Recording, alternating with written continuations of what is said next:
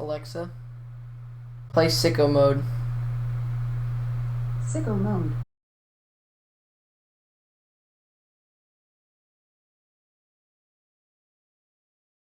Hi, today I'll be talking about artificial intelligence, more commonly known as AI. More specifically, I will be talking about how AI is impacting our lives today, and how it will impact our lives tomorrow. But first, we have to get a simple understanding of what AI is, and there's no better way of doing that than determining what is and what is not deemed artificial intelligence, and then see the difference between ANI, AGI, and ASI. Right now, the only kind of AI that we have mastered so far is narrow, dumb AI, which falls into the category of ANI. This group of AIs predominantly consists of your digital assistant, such as Siri, Alexa, Bixby, Cortana, and Google Assistant. These AIs are considered narrow or dumb because they are programmed to do only one job. How they work is that the people who programmed them take a group of similar questions that could be asked and give that group of questions an answer. For example, if I ask my Amazon Echo, Alexa, what is the answer to 2 plus 2? 2 plus 2 is 4. It answers with 4. If I then say, Alexa, 2 plus 2, 2 plus 2 is 4.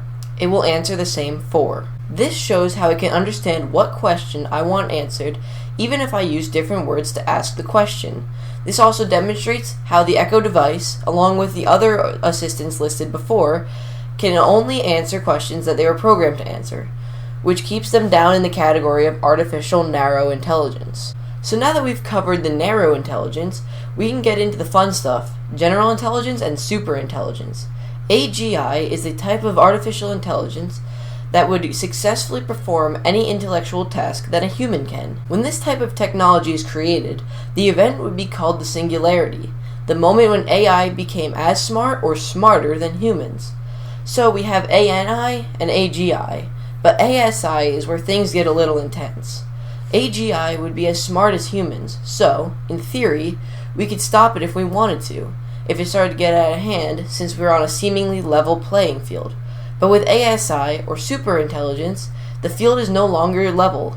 Superintelligence is a type of AI that possesses intelligence far superior to any human, and it is said to achieve this goal by ridding itself of human cognitive limitations, such as a limited capacity for dealing with complexity of subjects. Now, both AGI and ASI are still just theories, and have yet to come true. But with the way that technology and AI have been rapidly advancing throughout the past few years, scientists are not doubting that singularity will happen, but are debating on rather when it will happen. For example, American inventor Ray Kurzweil believes that the singularity will happen around the year of 2045. Some others even say it will happen as soon as 2029, only 10 years away. So what will happen when this event occurs? Will humanity be overrun with big metal killing machines equipped with machine guns? Or will the superintelligence guide us into a peaceful future where everything can be worked out by the all-knowing AI? For the remainder of this TED Talk, everything will be based off of theories and not hard facts. But what we will be looking at are the two theories of what could happen if a superintelligence was ever created. I guess we should get the more grim theory out of the way first, where the superintelligence turns its metaphorical back to us. So what we need to clear up is that the AI, when created, would not just instantly start killing people, but it would need human guidance first. Let's draw up an example. A superintelligence is created, and it is tasked with finding the solution to climate change.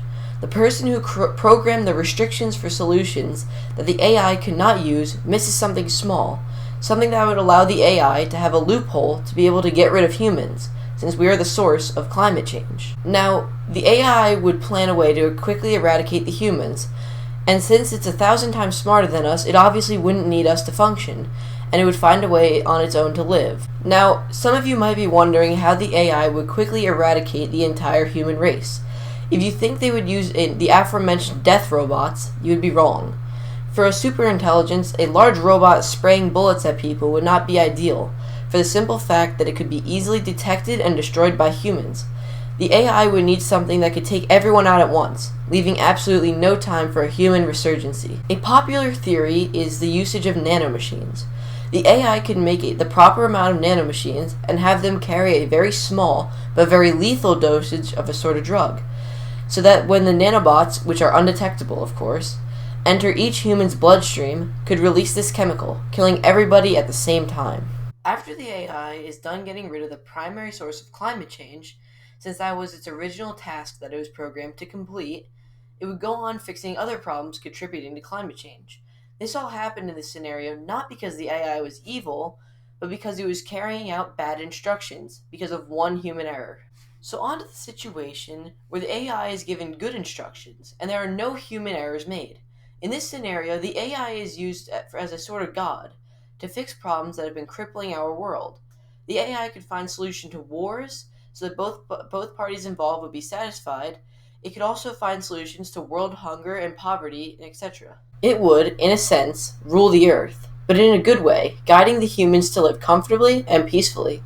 And due to its overwhelming intelligence, it would be able to create new things that humans never would have thought of, and invent machines that were once deemed impossible to make. In the ending, us humans have a lot of work to do in the field of AI before it gets anywhere close to this kind of power, but it could definitely happen in all of our lifetimes.